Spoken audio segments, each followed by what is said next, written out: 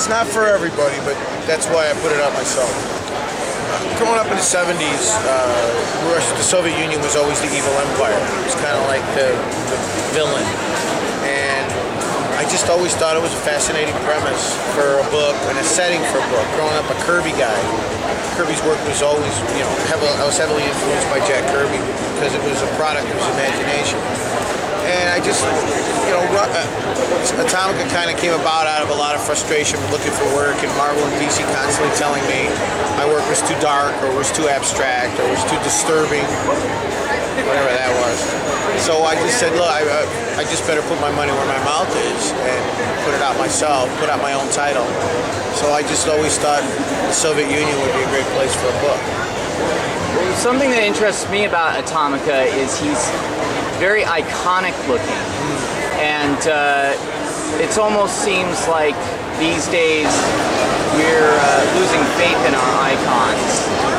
Did you spend a lot of time designing Atomika and putting thought into what he may represent as a figure? Yeah, I work with Alex Ross a lot, and he's so great at designing costumes and logos and things, that when I sat down to design Atomika, or to figure out Atomika as a character, he just kept looking like an American designing a Soviet superhero, and he never looked Soviet. And no matter how much research I did, I just could never get the feel. So I just decided to go back to the beginning. He's a god. He's nude, based on vanity. He's the god of the 20th century, which stems from technology, which is what was the big thing in the Soviet Union when we were in the space race with them. They just believed that technology, they believed religion was counterproductive, and technology replaced religion. And so I thought, you know what, let me strip him bare and just wrap him in the Soviet flag and put the logo on his head. And the nudity kind of stemmed from Renaissance paintings, Michelangelo and things of that nature. He almost reminds me in a way of Soviet Dr. Manhattan with the star on his head. Dr. Manhattan was also kind of a godlike character. Was there any influence there? You know what, I get the comparison a lot. I was a big Watchmen fan, but it wasn't what I had in mind. When I designed him, I thought I'd strip him nude because of the vanity of youth and of him being a god. And I wrapped him in the Soviet flag because as a teenager, I had the Who poster in my room of The Kids Are Alright, where they were wrapped in the Union Jack, and that kind of stemmed from that. And then originally I had him with the hammer and sickle on his insignias, and again, it always came across as American. It always came across as too commercial. So I just put the star on his head to, symbolize the revolution, the new government. Now, when he starts out, he's not a nice, likable character at all. But I get the idea that you started him that way so you could make him evolve into the character that he is now. And I assume that you're trying to give voice to your own ideas and your own thoughts through this character.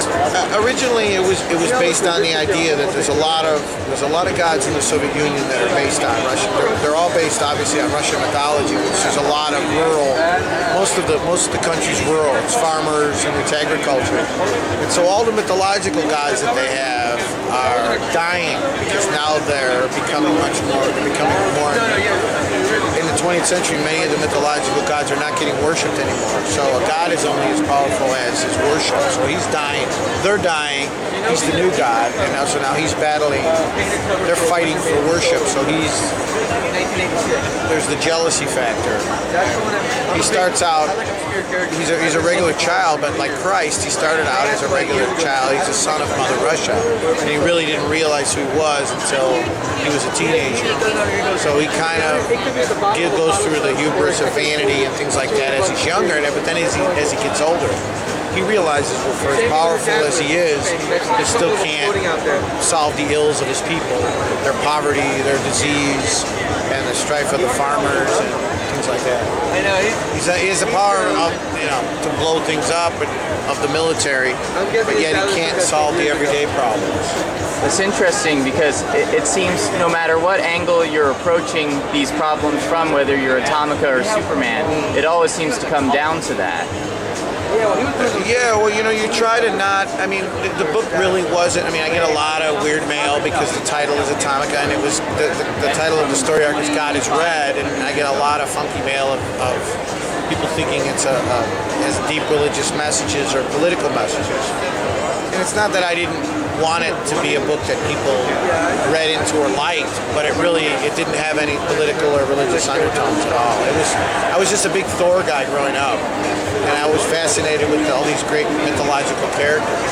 When I discovered that Russia had all that, I thought it's perfect.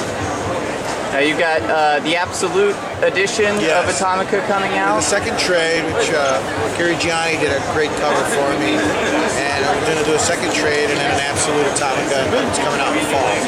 And where do you think Atomika is going after that?